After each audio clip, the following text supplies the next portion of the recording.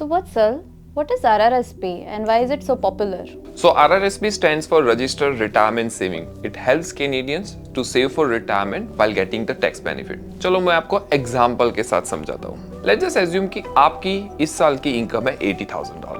तो आपका marginal tax bracket है 29.65%. Let's just take कि आप $10,000 RRSP में इन्वेस्टमेंट करते हो, तो वो $10,000 29.65% के हिसाब से $2,965 सेव करने के लिए हेल्प करेगा.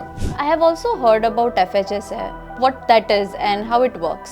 FHSA means First Home Saving Account. It was introduced in 2023 for Canadians to save for their first home. Now the benefits are similar to RRSP, meaning when you make the investment, you will be getting tax benefit and you can withdraw this money to purchase your first home in Canada. Let's just take an example.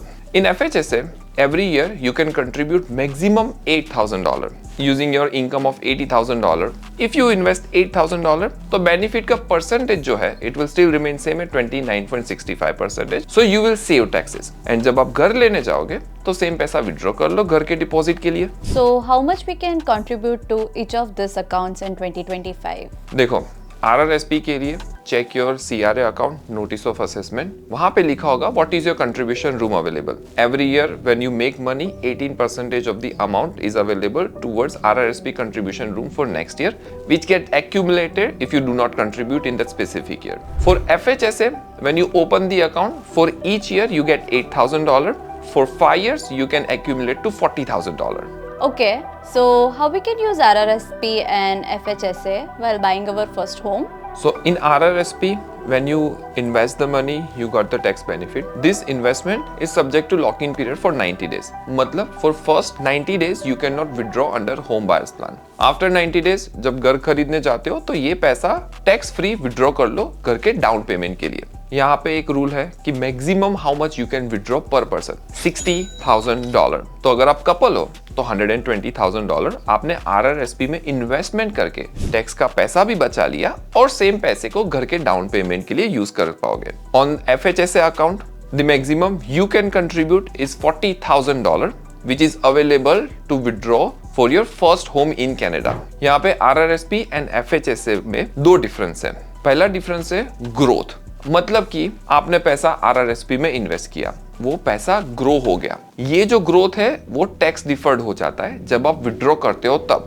Let's just take an example. अभी 10,000 invest किया, retirement के time पे $100,000 हो गया. तो जब retirement के time पे पैसा विड्रॉ करोगे, जितना भी विड्रॉ करोगे उसके ऊपर आप टैक्स पे करते जाओगे. On the other side for FHSA, पैसा इन्वेस्ट किया, वो जब विड्रॉ करने जाओगे तो इन्वेस्टमेंट पे इनकम बनी, वो टैक्स फ्री हो जाती है. ठीक है. What is the second difference? जब आपने RRSP में से पैसा होम बायर्स प्लान के लिए लिया तो वो पैसे को फिर से आपको RRSP में डालना है ओवर 15 इयर्स इक्वल इंस्टॉलमेंट. अभी 2025 में there is a temporary cooling period for 5 years. मतलब कि जब पैसा निकाला 5 साल के लिए रिपे नहीं करना है, लेकिन उसके बाद 15 इक्वल इंस्टॉलमेंट में खुद के RRSP अकाउंट में ऐड करते जाना है.